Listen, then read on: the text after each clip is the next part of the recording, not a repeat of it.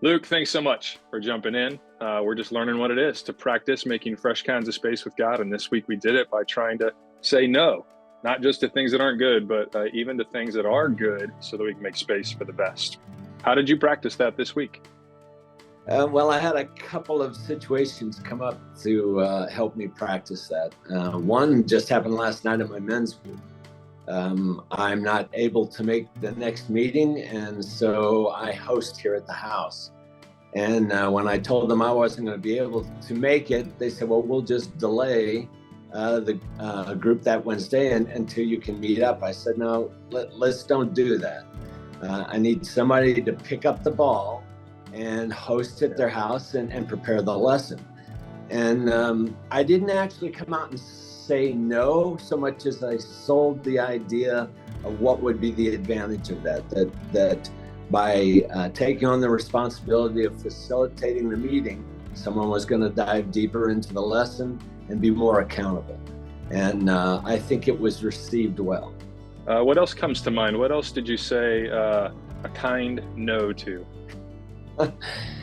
The other is more personal. Saying no to myself has always been difficult. I am a kind of a compulsive individual. You know my history.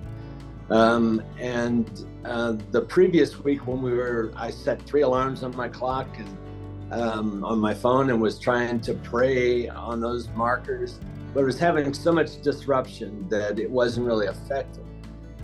So this week when it said say no, I thought I was going to incorporate the two.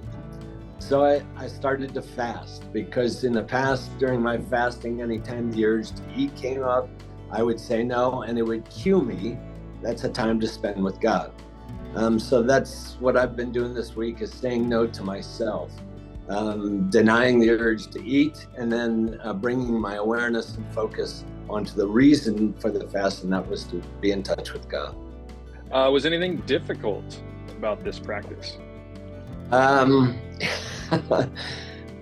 I guess being somewhat defeated in the first, setting the alarm, had me a little discouraged. And so it was difficult, not difficult, but a little harder to try again, to use the fast as my cue to get in touch with God. But once I began it, it almost seemed like breathing, because fasting before in the past has always cued me up to say, okay, God, this is my offering to you here. Luke, thanks for giving us just a little window into what it looks like on a daily basis in the life of a real person to walk with God. Absolutely. It's my pleasure.